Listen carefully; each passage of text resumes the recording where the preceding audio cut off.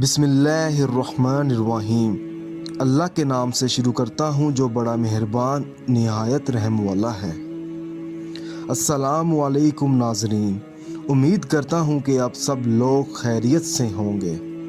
آپ دیکھ رہے ہیں ہمارا channel Zoya life health care. اگر آپ نے ابھی تک ہمارا چینل سبسکرائب نہیں کیا تو زویا لائف ہیلتھ کیئر کو سبسکرائب کرنا ہرگز مت بھولیں۔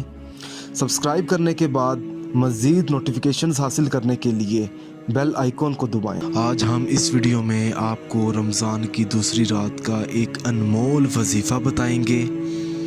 اگر آپ کسی بڑی پریشانی کا شکار ہیں، مثلا رشتے کی پریشانی، رزق کی پریشانی، دولت کی پریشانی، ویزے کی پریشانی، اور آپ کا غم اتنا بڑا غم ہے کہ آپ کو رات کو سکون سے نیند بھی نہ آئے، اگر کوئی ایسا شخص ہے جس کے ساتھ یہ مسئلہ ہے تو وہ رمضان کی دوسری رات کو یہ وظیفہ ضرور پڑھے۔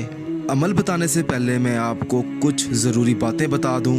اس ویڈیو کو آخر تک دیکھیں تاکہ آپ کو صحیح طریقے سے سمجھ آ سکے کہ آپ نے عمل کس طرح کرنا ہے۔ یہ وظیفہ آپ نے باوضو حالت میں کرنا ہے، اور وظیفہ کرنے سے پہلے یہ جان لیں کہ یہ عمل کس مقصد کے لیے ہے، کیونکہ ہر وظیفہ، ہر عمل آپ نے اپنے جائز مقصد کے لیے کرنا ہے، اور اس عمل کے ساتھ آپ نے 5 وقت کی نماز بھی ادا کرنی ہوگی۔ آپ کو اس وظیفے کو آپ نے اسی طریقے سے پڑھنا ہے جس طریقے سے میں ابھی آپ کو بتاؤں گا۔ آپ نے کرنا یہ ہے کہ عشاء کی نماز ادا کرنے کے بعد آپ نے اسی جگہ بیٹھ جانا ہے جہاں آپ نے عشاء کی نماز ادا کی ہے، اور پھر آپ نے سب سے پہلے ایک مرتبہ بسم اللہ الرحمن الرحیم پڑھنی ہے۔ اس کے بعد آپ نے سورۃ طلاق کی آخری آیت کو 40 مرتبہ پڑھنا ہے۔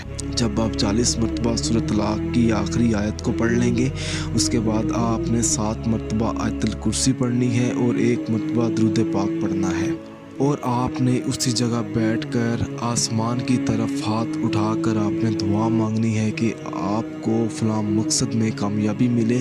جب بھی آپ یہ وظیفہ پڑھیں رمضان کی دوسری رات کو، تو آپ نے وظیفہ پڑھتے وقت اپنا مطلوبہ مقصد اپنے ذہن میں ضرور رکھنا ہے۔ اگر آپ اس عمل کے بارے میں مجھ سے کچھ بھی پوچھنا چاہتے ہیں یا کوئی ایسی چیز ہے جو آپ کو سمجھ نہ آئی ہو، تو آپ مجھے اس ویڈیو کے نیچے کمنٹ کر سکتے ہیں تاکہ میں آپ کو سمجھا سکوں۔ اگر آپ کو ہماری یہ ویڈیو پسند آئی ہے تو اس ویڈیو کو ضرورت مند لوگوں تک ضرور پہنچائیں۔